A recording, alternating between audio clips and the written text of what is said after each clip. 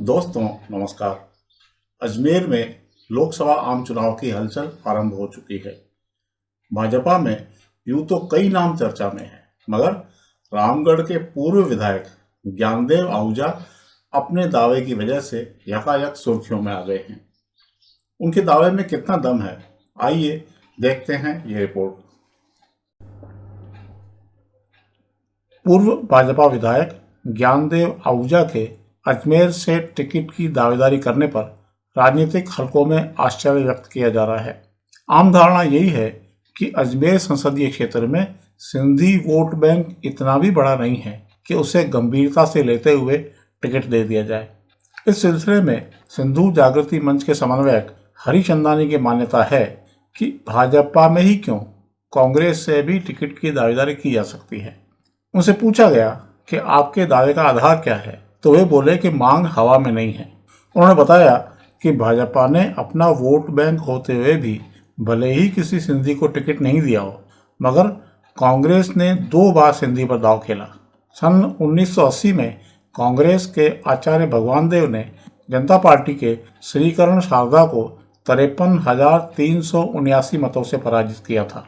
इसके बाद 1996 में कांग्रेस ने किशन मोटवानी को टिकट दिया और वे मात्र 38,132 वोटों से पराजित हुए। उन्होंने बताया कि 6 लोकसभा चुनावों में 1998 को छोड़कर 5 में भाजपा के राशा सिंह रावत ने विजय पताका फहराई। कांग्रेस ने भी बदल बदल कर जाति कार्ड खेले, मगर वे कामयाब नहीं हो पाए। रावत के सामने सन 1989 में बाबा गोविंद सिंह गुर्जर 1,08,089 वोटों से हारे।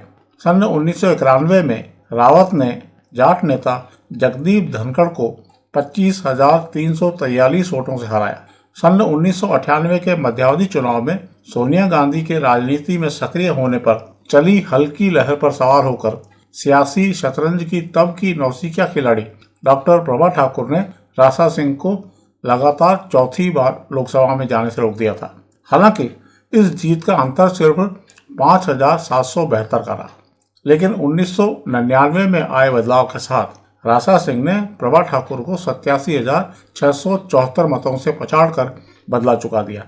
इसके बाद 2004 में राशा सिंह ने कांग्रेस के बाहरी प्रत्याशी हाजी हबीबुर रहमान को 1,27,976 मतों के भारी अंतर से कुचल दिया। इस हिसाब से देखा जाए तो कांग्रेस के सिंधी प्रत्याशी का प्रदर्शन कमजोर नहीं रहा है, गुर्जर व मुसलमान की तुलना में तो काफी बेहतर रहा है।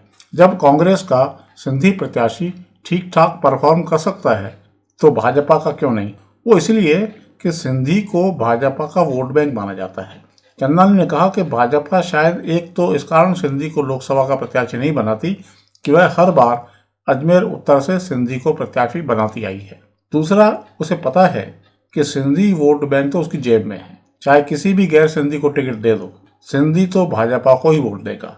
खैर, अपन को नहीं लगता कि भाजपा किसी सिंधी को टिकट देने वाली है।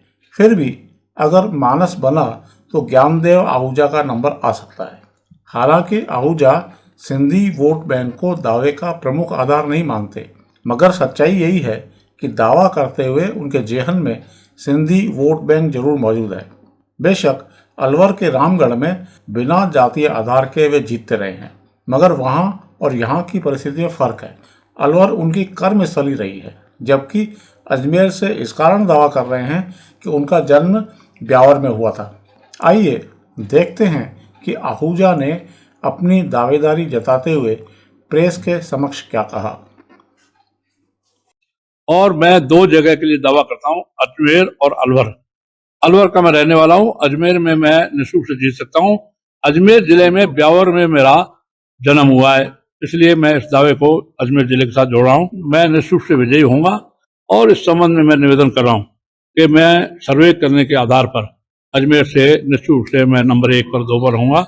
मुझे टिकट मिलना चाहिए, मैं ये दावा करता हूं। मैं कास्ट फैक्टर से बहुत ऊपर हूं। रामगढ़ जहां से मैं पहला चुनाव लड़ा, लगातार एमएलए रहा, वहां कोई सिंधी वोट नहीं है, परंतु यहाँ समाज के वोट भी हैं, बाकी हिंदू समाज भी। मैं सिंधी जाति के आधार पर नहीं, सिंधु से हिंदू, सिंधुस्तान से हिंदुस्तान, तो हिंदू संपूर्ण हिंदू समाज के आधार पर मैं चुनाव लड़ना चाहता हूं।